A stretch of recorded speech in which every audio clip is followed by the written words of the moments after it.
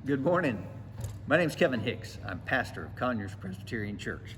I'm coming to you from Myers Hall, our big, empty, seldom used these days fellowship hall. Last time it was used was Christmas Eve, and the only reason we came in for Christmas Eve was because it was raining outside. We had planned to do it outside around the campfire.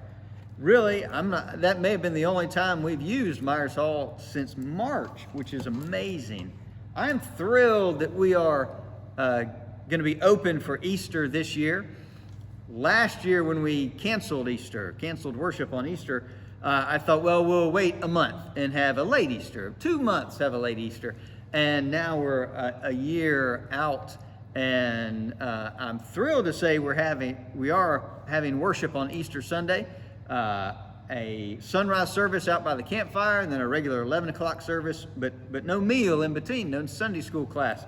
And so this big empty hall to me represents the way church has been for the past year.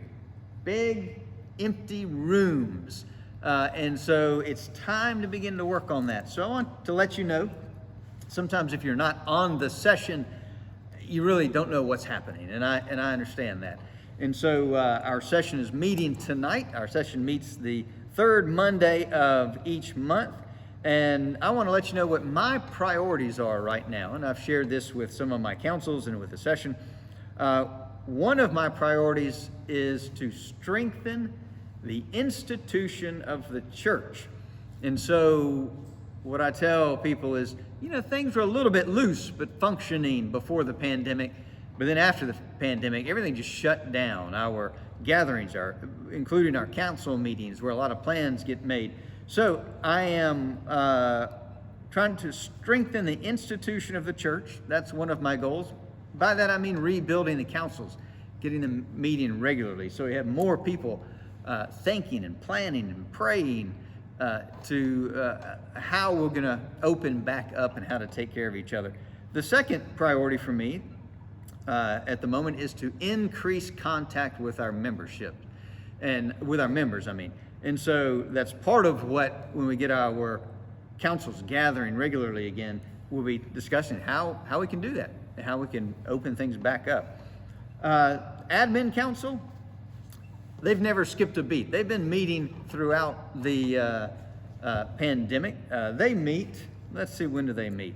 The second Monday of every month.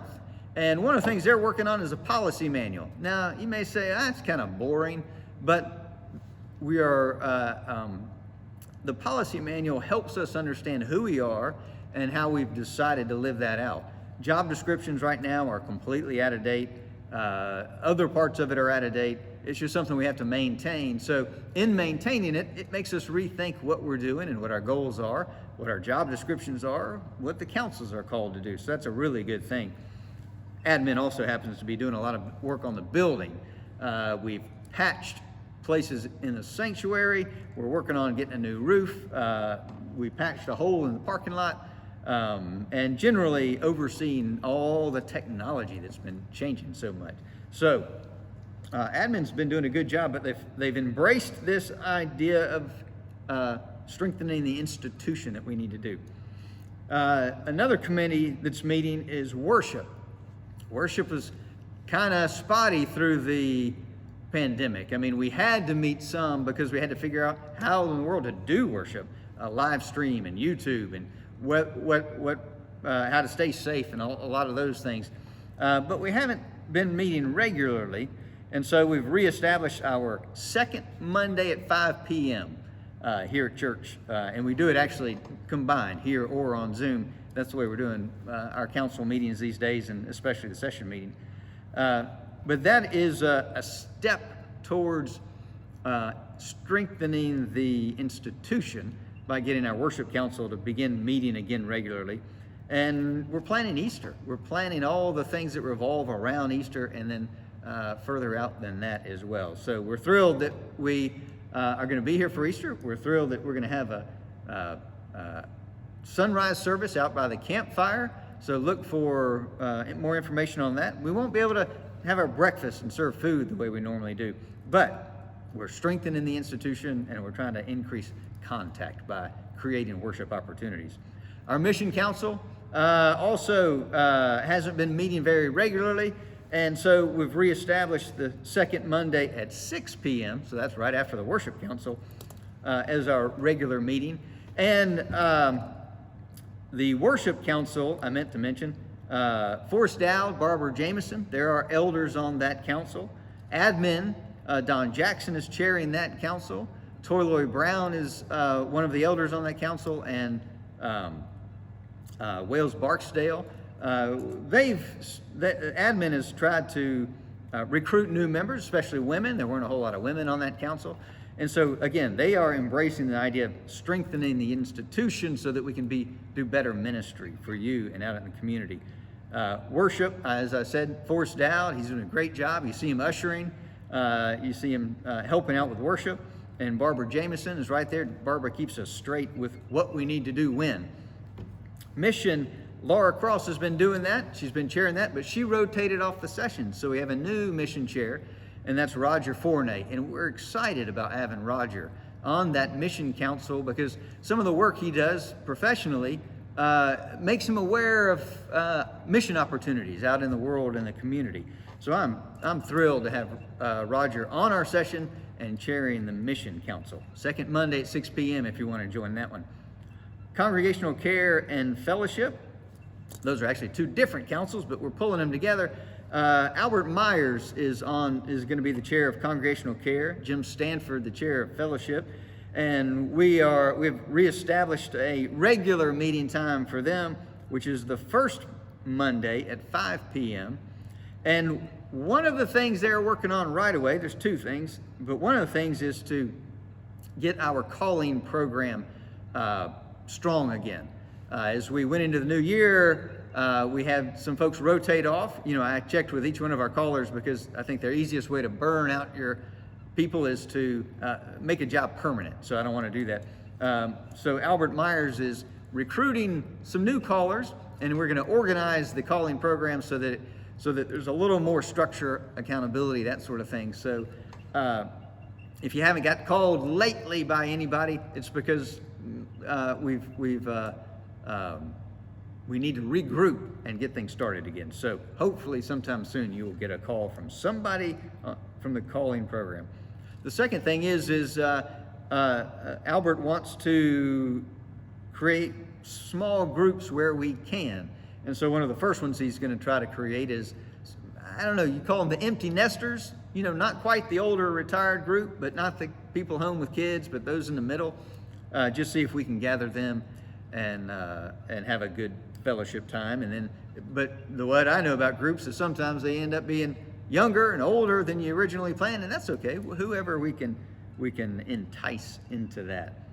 Our Children's Council really has been functioning well, and probably one of the most, besides admin, or maybe equal with admin, one of the most consistent meetings that we've had. Tully meets with them twice a month to plan Children's Sunday School, and that's been fantastic. I mean, really, really done well and maintained it all the way through this thing. So the priorities: strengthen the institution of the church, which really means getting our councils meeting regularly, getting more people on the councils so more people are praying about the church, thinking about the church, being creative, thinking about ways we can begin to open back up more and more. And increased contact is the second priority, and our councils are aware of that and looking for ways to do that, either through worship, fellowship, congregational care, mission. There's different ways we can begin to do that. But I have to tell you, it's a group project. It takes a village to do all this. So in one hand, we're doing all this to better serve you, but on the other hand, we need you to be a part of it. So if you are able and willing to serve on any of these councils, if you have an interest, let me know, because it truly is a group project, and that's the way church is meant to be from the very beginning. I preached on the Gospel of John, and Jesus talking about being I am the good shepherd, but also read a little portion from 1 John, and that's what I want to end with today. It's 1 John 3:16 through 18, and this is what the letter of 1 John says. This is how we know what love is. Jesus Christ laid down his life for us, and we ought to lay down our lives for our brothers and sisters. If anyone has material possessions and sees a brother or sister in need but has no pity on them, how can the love of God be in that person? Dear children, let us not love with words or speech, but with actions and in truth. So that is exactly what we're trying to get our councils focused on. Not just talking, but doing and getting things so that we can show the love of Jesus Christ to you, those members, those who join us online, but also beyond, out into the world where we see people who might be in need. And that's how we show our love. So I encourage you to have a wonderful week, a blessed week. Continue to read your Bible. Easter is only 3 weeks away. That means we got next Sunday, then Palm Sunday, and then Easter. And it's exciting that we can meet. You have a blessed week. You keep reading those scriptures, and you remember this idea that love is laying down our lives for each other. Amen.